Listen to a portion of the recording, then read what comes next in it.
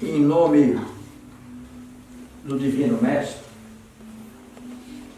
Jesus, nosso modelo e guia, que Deus nos inspire neste momento a vivência do lema de São Francisco, amor e humildade.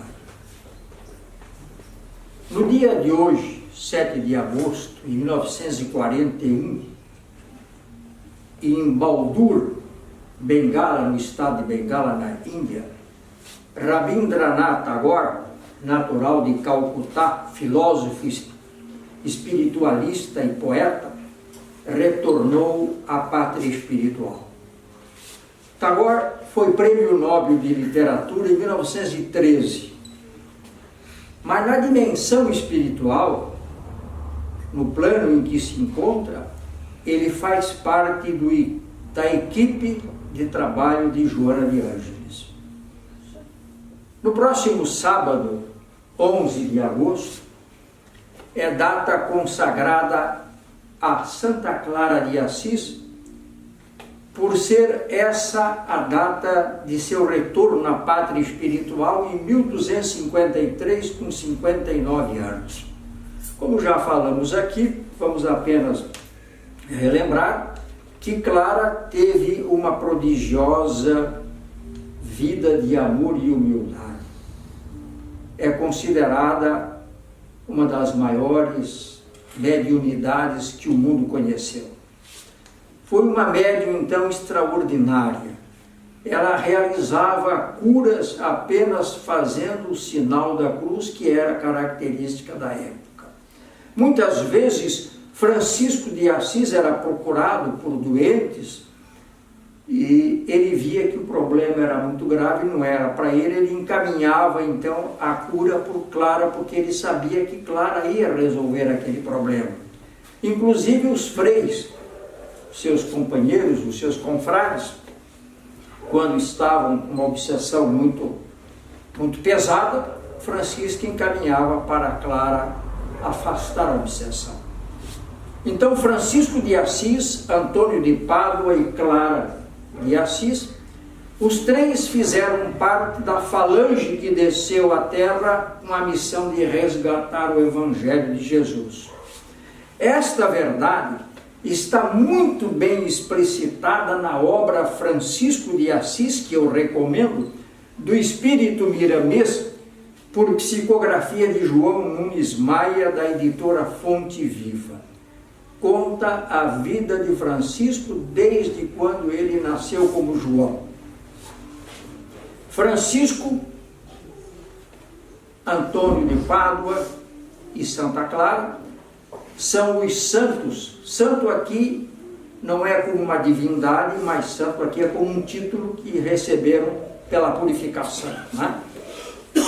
São os santos mais biografados, os mais estudados e os mais lidos no mundo, inclusive no Oriente. São Francisco é o mais biografado no mundo. Existem mais de 700 biografias reconhecidas como as melhores em diversos idiomas, né? No tempo de Jesus, Clara foi Joana de Cusa, como nós sabemos. No final do século XII, renasceu em Assis, na Itália, como Clara. Por isto é conhecida por Clara de Assis, que foi confreira de Francisco, que também era de Assis. Francisco foi a reencarnação do apóstolo João. No século XVII, foi Sor Juana Inês de la Cruz, no México, dotada de genialidade desde criança, né? Foi uma criança precoce, né? Uma genialidade precoce. No Brasil, em São Salvador da Bahia de Todos os Santos, entre os séculos XVIII e XIX, ela voltou à dimensão terrena, que é a última notícia que nós temos da sua última encarnação, como Sor Joana Angélica de Jesus, que é a primeira heroína, verdadeira heroína da independência do Brasil. Já falamos também sobre essa história aqui. Mas essas, tanto como Clara, tanto como Joana de Cusa, depois Clara, depois Sor Joana Inês, e depois como Sor Joana Angélica. Cada uma dessas vidas merece uma conferência, uma longa conferência, porque é uma riqueza de informações, de detalhes, de fatos curiosos, que a gente deveria fazer independente de cada uma dessas vidas, porque foram vidas maravilhosas. No plano espiritual, então, é Joana de Ângeles, cada vez mais e melhor, fazendo brilhar a suprema luz do Evangelho de Jesus. Agora vejam, por que Joana é esse espírito de astral fulgor? Ela conviveu com Jesus, ela conviveu com os apóstolos, principalmente com João e com Maria. Ela foi seguidora de Jesus, esteve com ele em diversos momentos. Então, ela está entre os primeiros cristãos e por isso ela foi levada à fogueira. Então, todo o seu conhecimento, todo o seu envolvimento com o cristianismo, com Jesus, vem desde a época em que Jesus estava por aqui. Mais adiante, sob a chancela de um espírito amigo, em 1862, ela se manifestou na codificação com 2 textos no Evangelho segundo o Espiritismo, que vamos distribuir aqui afinal, só para lembrar os textos específicos que ela escreveu sobre a paciência e sobre dar-se-á aquele que tem. Em 1964, o espírito Joana de Ângeles se manifestou pela primeira vez ao Divaldo no propósito de começar a psicografar livros. Ela já havia se manifestado outras vezes, mas apenas psicografando mensagens. Então, em 64, ela escreveu o primeiro livro chamado Messe de Amor.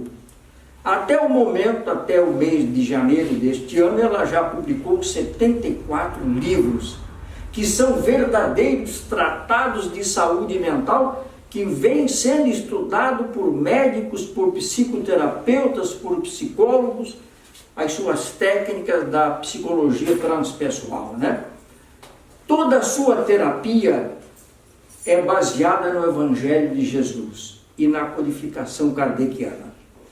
Seus livros já foram traduzidos para muitos idiomas, inclusive na linguagem braille, e são milhares de mensagens, além dos livros, milhares de mensagens esparsas.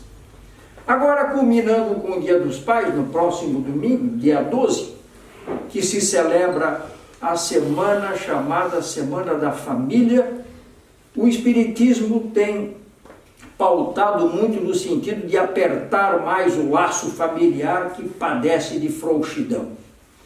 Porque a família é a luz da humanidade.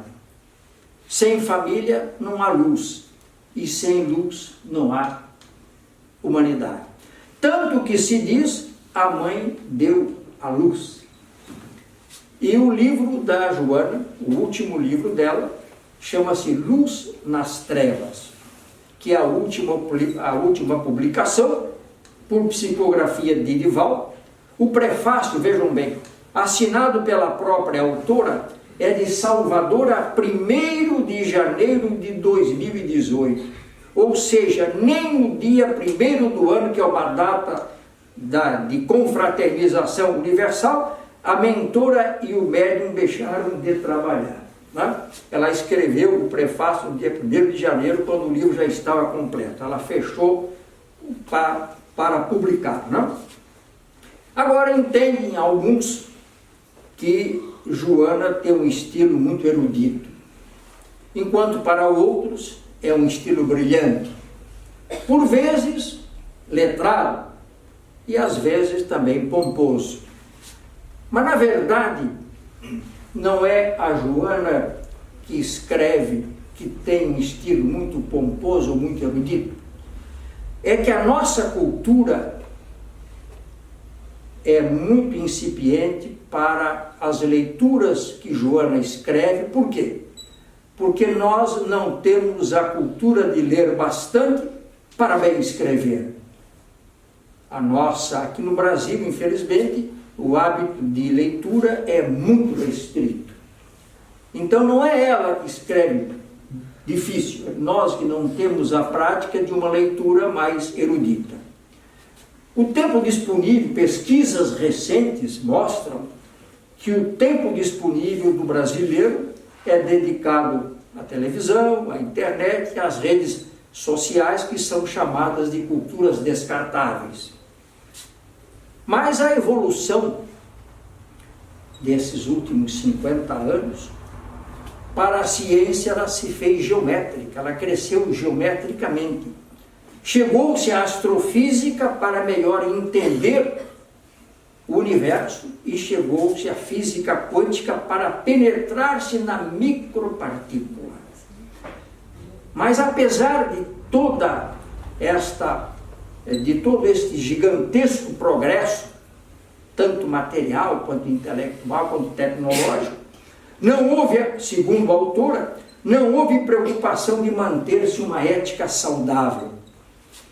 Vejamos nós que filosofias utilitaristas, levando à maximização dos prazeres físicos, promovem a decadência dos valores éticos e morais.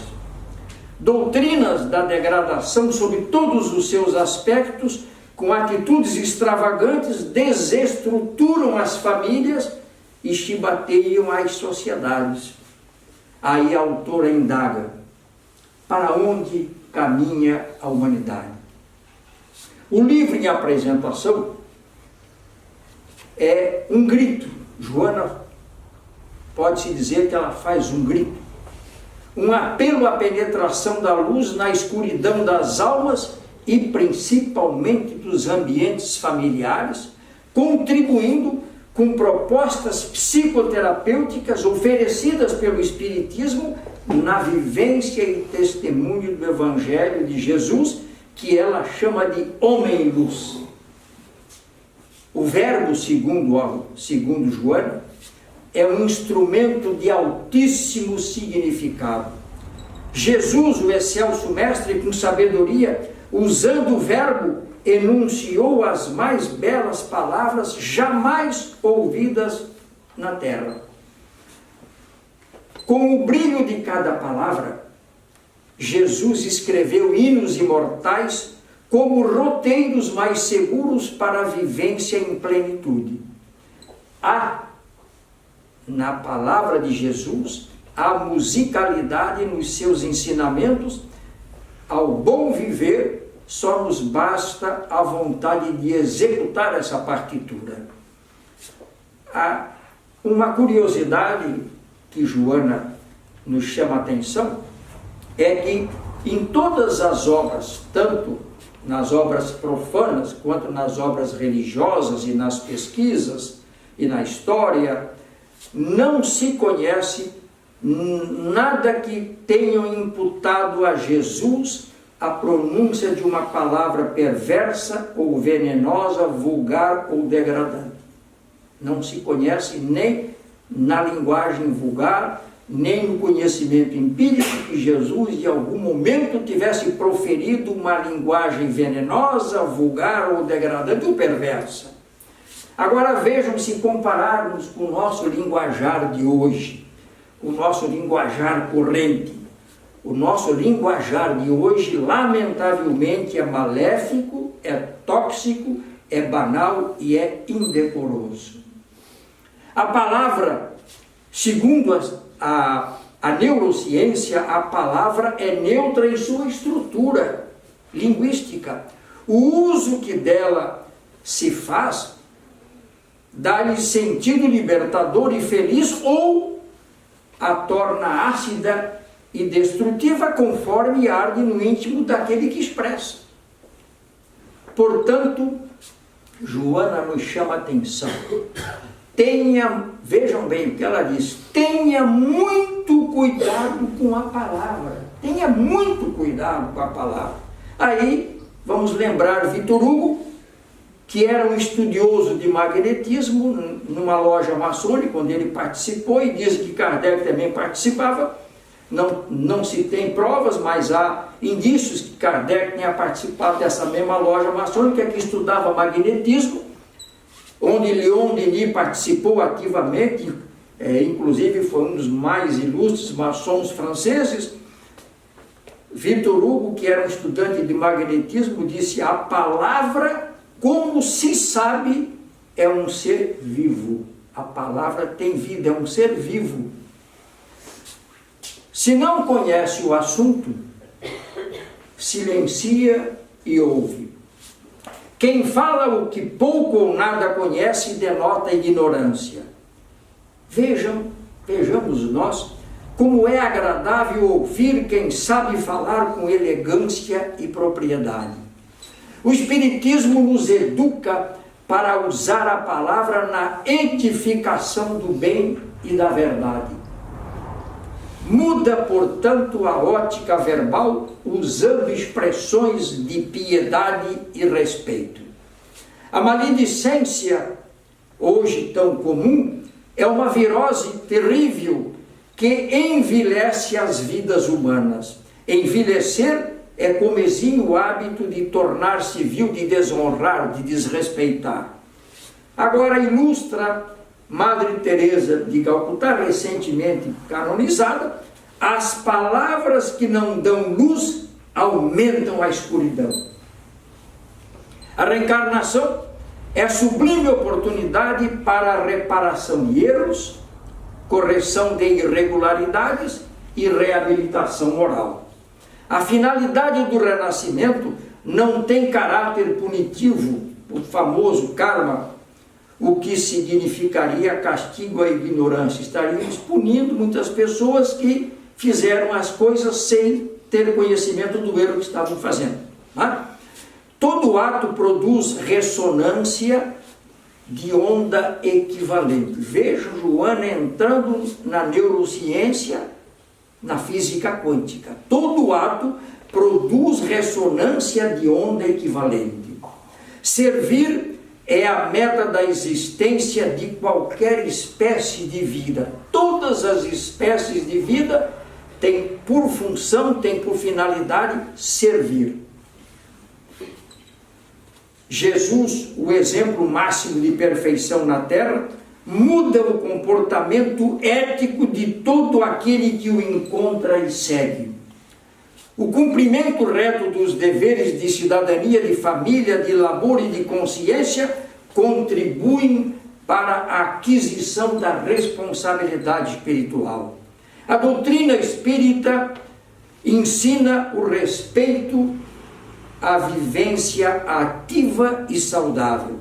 Agora vejam, o passe, diz ela, o passe evoca Jesus atendendo as multidões e curando-as.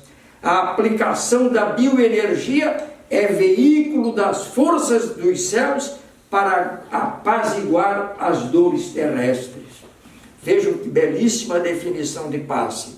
A vida é uma experiência sem que muitos pensam, que muitos imaginam que a vida é uma experiência sem sentido, que ocorre ao azar das circunstâncias e para muitos é um acidente biológico.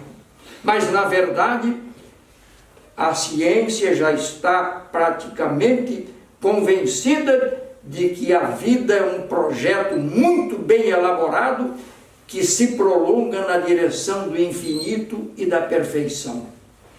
A pessoa que preserva os valores éticos e se conduz nos princípios morais atrai inevitavelmente a presença de bons espíritos. Trata-se aqui da lei da sintonia, através da qual, se é física, semelhantes se atraem.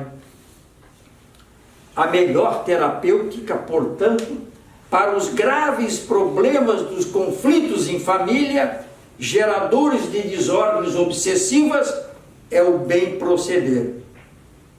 O amor, diz ela, emite ondas de vibrações elevadas. A mesma lei da afinidade atrai os seres nobres da espiritualidade, os gênios, os sábios, os mártires e os santos, para a edificação da felicidade dos corações, mesmo durante momentos afligentes como esses que estamos enfrentando. No começo do século XX, Lev Tolstói, que houvera se tornado cristão sem designação religiosa, mas vivendo conforme os ditames do Evangelho, acompanhando a violência que reinava em sua pátria, a Rússia, escreveu uma carta de próprio punho. Na época só podia ser de próprio punho, né? Não tínhamos ainda a máquina de escrever. Escreveu uma carta ao czar Nicolau II, chamando-o de irmão e amigo para adverti-lo da crueldade do governo sobre os milhões de súditos. Tolstói deixou-nos, dentre muitas outras, a obra que ele considerava prima, intitulada O Reino de Deus está em nós, que é uma outra obra que precisamos ler. Esta obra já transformou muitas vidas, inclusive alterou os propósitos do jovem advogado indiano Mohandas Karamanchandra Gandhi, que mais tarde foi considerado Mahatma Gandhi, né? Joana assegura: o reino dos céus dentro do coração será a conquista do mais precioso tesouro da tua existência. Isso é bom repetir esta definição que ela faz de reino, né? De reino dos céus. O reino dos céus dentro do coração será a conquista do mais precioso tesouro da tua existência. O ser humano, então, é tudo quanto pensa. O dínamo cerebral é acionado pelo pensamento, que até hoje a ciência não definiu o que é o pensamento. Sabe, logicamente, que ele existe, usamos o pensamento sem parar, mas ainda não conseguimos definir o que é o pensamento. Sabe-se que o pensamento é um atributo do espírito, mas não definimos o que é o pensamento. É necessário, então, edificar-se o reino dos céus dentro do coração, mediante, vejam o que Joana ensina, mediante simples aquisições não dispendiosas, como amar indistintamente, sorrir de gratidão à existência, fazer alguém menos triste e repartir bondade. Lev Tolstói, ao descobrir Jesus fora das imposições teológicas, despiu-se. Ele era um homem rico, um grande ruralista, além de ser um grande escritor, despiu-se do excesso exterior e assumiu a pobreza dos seus servidores e trabalhadores do campo, passando a chamá-los de irmãos. Utilizando o Evangelho, combateu a ditadura dos teólogos que esmagavam o povo com suas regras frias. Dizia ele: é momento de decisão. Cada um é senhor do momento em que se encontra. É preciso enfrentar os problemas onde surgem. O Evangelho de Jesus é uma doutrina de alegria interior, de fraternidade jubilosa e de amor em plenitude. Aí Joana faz uma recomendação: reserva algum tempo do seu dia para meditação. Não é oração nem reflexão, é meditação, ou seja, silêncio interior. Tudo aquilo que é conforme a lei de Deus deve constituir-se meta a ser alcançada. Quem se fascina por Jesus tem compromissos profundos que devem ser captados no silêncio da meditação. Por que meditação? Que é quando você faz silêncio para ouvir o que os espíritos superiores querem dizer para você. É só naquele momento que você é capaz de captar o que eles precisam transmitir para nós. Para conviver mais proximamente de Deus, o Divino Mestre buscava com frequência o silêncio no isolamento. Sempre que atendia às multidões faméricas de pão, de paz, de saúde, de amor, Jesus buscava a solidão nas madrugadas, não para se afastar da união dos homens, mas para se achegar mais a Deus, entregando-se-lhe em dulcificadora oração. O amor, então, é a alma do universo, é o que dá vida ao universo. Por isso, João, o discípulo amado, informou ser o amor o próprio Deus. Santo Agostinho elucida: se tiveres o amor enraizado em ti, nada senão o amor serão os teus frutos. Portanto, faça a tua vida, a tua parte, faça da tua vida e faça a tua parte, ama. O Evangelho de Jesus é um poema de amor em todas as suas páginas. O sentimento de amor é a mais sólida base à felicidade.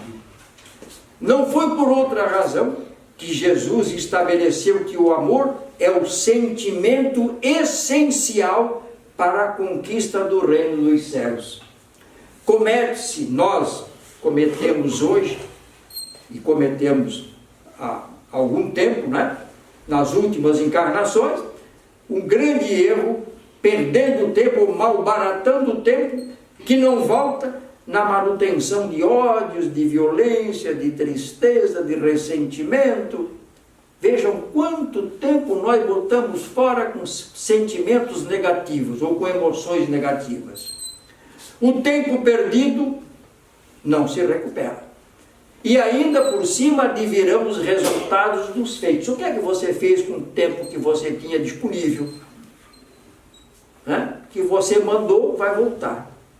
O progresso evolutivo necessita de crescimento íntimo. Esse progresso que nós estamos vendo aí é um progresso material, mas o progresso que nós todos queremos precisa passar pelo crescimento íntimo. O crescimento íntimo tem uma condição que, aliás, Emmanuel disse ao Chico quando começaram a trabalhar: disciplina.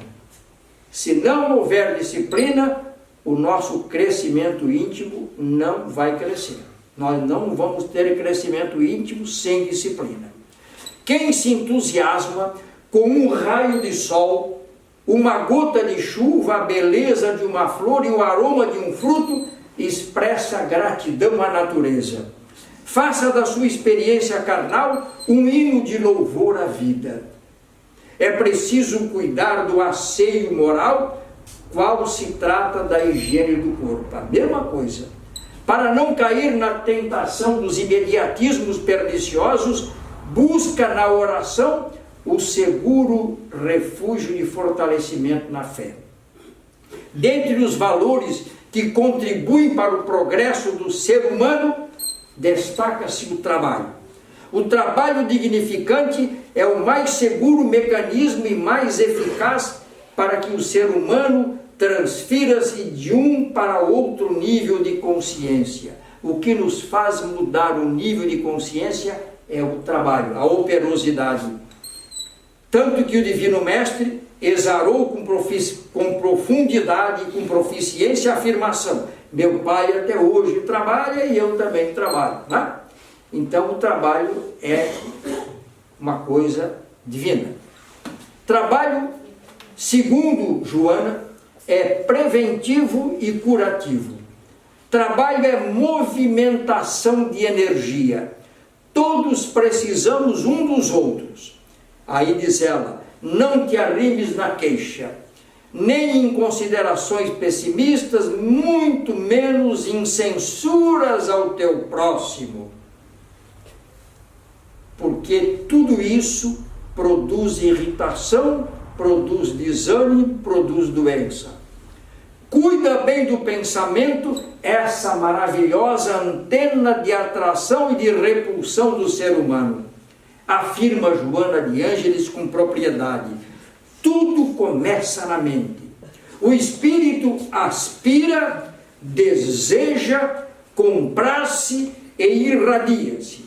A mente dá-lhe forma, as células condensam. O sentido da existência é o de autoiluminação. Aí ela arremata este capítulo, que deveria ser só a minha exposição desta noite, e a gente decorar bem isso e ir para casa, está resolvida a exposição. Diz ela assim: a finalidade da vida é promover o bem. Vejam que definição maravilhosa. A finalidade da vida é promover o bem. Quem não promove o bem não está cumprindo a finalidade que a vida tem. Servir é dever que se converte em prazer pelos efeitos morais que proporciona. Todos que se encontram na roupagem física estão em aprendizagem na escola redentora. Ninguém é privilegiado, pessoa alguma está condenada. As experiências de crescimento são as mesmas para todos os seres. Não existe a morte como cessação de vida, mas mudança de área vibratória na qual a vida estua e vibra em totalidade, em prosseguimento. Ligeira é a viagem orgânica. O espírito imortal necessita de ginástica dos hábitos morais no fortalecimento das virtudes. Como nós vamos à academia para fortalecer os músculos, precisamos de ginástica dos nossos hábitos morais para fortalecer as nossas virtudes. Narra-se que em uma carta dirigida à sua filha, que é uma outra história muito interessante, que não vai dar para contar, em outra oportunidade eu irei contar sobre esta carta, o gênio admirável Albert Einstein teve coragem de declarar que vejam bem, Einstein, um cientista, a maior força do universo é o amor. Isso ele escreveu para sua filha numa carta muito interessante, numa situação muito conflituosa em família. Einstein considerou as 4 forças básicas conhecidas, sobrepondo o amor que transcende de qualquer expressão de outra ordem. Amor, então, mais vigoroso elemento responsável pelo equilíbrio cósmico. É o amor à alma da vida. Ou seja, o que dá vida à vida é o amor. Cientificamente, agora vejam, cientificamente, pode-se dizer que o amor é a força aglutinadora das moléculas na formação de todos os elementos existentes. Mede-se a grandeza de um povo por expressões de amor vivenciado. Francisco de Assis, considerado Cristo da Idade Média, dominado pelo amor, retomou os padrões do cristianismo, trazendo o Evangelho à vivência limpa e pura. Estudos de pesquisadores comprovam que na realização dos ideais, todos os benfeitores da humanidade foram impulsionados pela força do amor. O amor, então, tudo pode. Maria de Magdala é o exemplo mais eloquente, diz Joana de Ângeles, é o exemplo mais eloquente desse poder de soerguimento moral sob a força indômita do amor. Amar mais é medicação à saúde e ao fortalecimento do espírito. Agora vejam, desarma as preocupações afetivas, anula na mente os insucessos que nós vivemos e foram tantos, esquece as angústias e a ingratidão e deixa que o amor dê vida. Ora mais, cultiva sentimentos de ternura e amor que produzem hormônios geradores de paz, alegria e saúde. Mudar de hábitos, assumir novas posturas mentais são a terapia que deve ser iniciada sem preâmbulo. Quando se encontrar, e a gente de vez em quando se encontra nesta situação, sitiado com a mente turbada, o raciocínio entorpecido, os sentimentos confusos e o comportamento estranho, assinalado pelo mau humor, pensa na possibilidade de encontrar-se sob a inspiração inferior. Melhor terapia, quando você se encontrar com esses sintomas, melhor terapia, sintoniza com o amor. Para sintonizar com o amor, ensina Joana, pensa em Jesus, na sua vida, na boa nova que ele trouxe a lume. Traga Jesus para conviver no lar, no dia a dia, nos sentimentos, nos pensamentos. Incorpora a vivência, as lições do Mestre.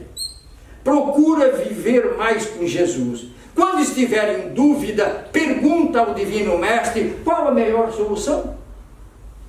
O que ele faria se estivesse no meu lugar, naquele momento? Não basta ser um conhecedor do Evangelho. É preciso fazer do Evangelho norma de conduta.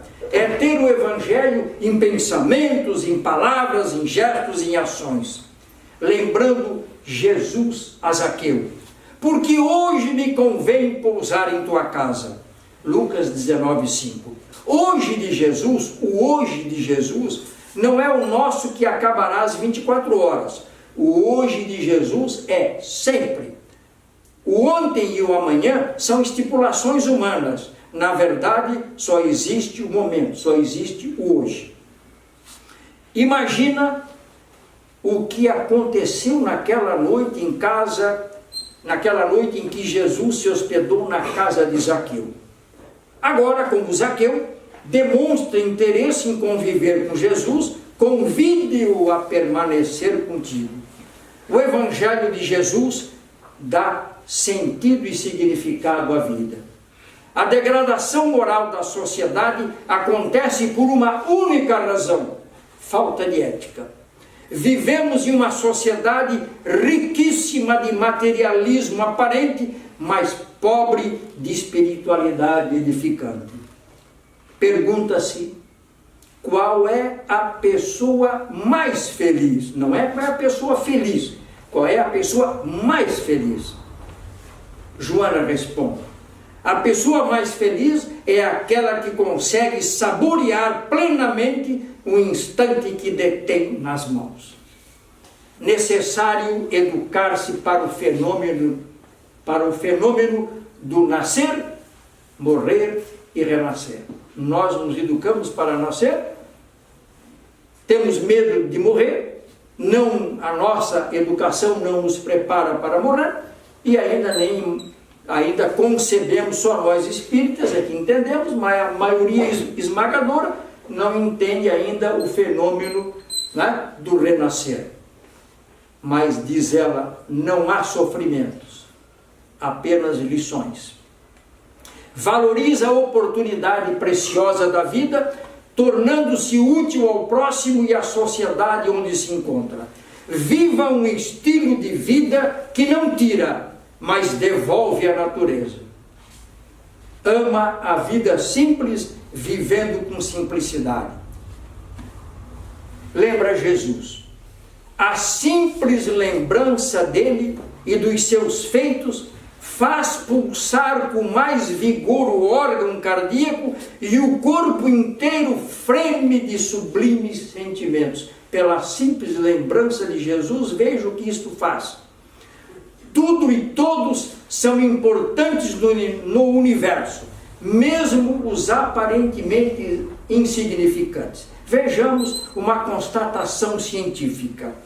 Uma leve pluma que se agita pelos ares produz ressonância no cosmo infinito. Ou seja, vamos explicar melhor. O esvoaçar de uma singela pluma tem a propriedade de aumentar a duração e a intensidade das ondas. Vejam o significado das coisas, mesmo insignificantes. Cada um de nós tem por dever servir e iluminar o mundo. O espírito é viajor da imortalidade. A realidade contemporânea, por avanço das ciências modernas, principalmente da física quântica e da biologia molecular, registram, vejam bem, registram que primeiro é crer, para depois ver. E nosso conceito era de tem que ver para crer. E a ciência provou que é o contrário. Equivale à afirmação de que o pensamento parte do abstrato para o concreto, isto é, da imaginação da possibilidade para a sua realidade física. Bom, vamos encerrar dizendo que o que Joana fala, a ciência hoje, principalmente a neurociência, já admite como verdade, que há sábia programação em todas as espécies de vidas. Todos renascemos para ampliar na Terra o reino de Deus. Hoje, ou melhor, agora, é o santo momento da regeneração. Tudo que ficar para depois não tem efeito científico, ou não tem efeito verdadeiramente aceito, né? A existência física é um hino ao progresso, e os acidentes que nos acontecem diariamente, os inconvenientes de aparente dificuldade que surgem, são desafios ao crescimento interior. Ninguém quer tê-los, mas são desafios ao nosso crescimento interior. Para encerrar, tinha Frei Antônio, já que a semana que vem, dia 15, vamos lembrar a data do nascimento de Fernando de Bulhões e Taveira, que depois foi Frei Antônio, no dia 15 de agosto de 1194, em Lisboa, de uma história maravilhosa que não vai dar para contar, porque o tempo não nos permite, vamos contar em outra oportunidade, mas que Frei Antônio, que foi canonizado como Santo Antônio, para os portugueses é Santo Antônio de Lisboa e para os italianos é Santo Antônio de Pádua, que morreu em Pádua. Dizia ele que a verdadeira religião se exercita no lar, que deve ser o templo da família. Portanto, lar é o templo da família. E para encerrar, acima da família, vejam bem, como a família é importante. Acima da família só há um poder: Deus. Assim seja, agradeço a generosa atenção.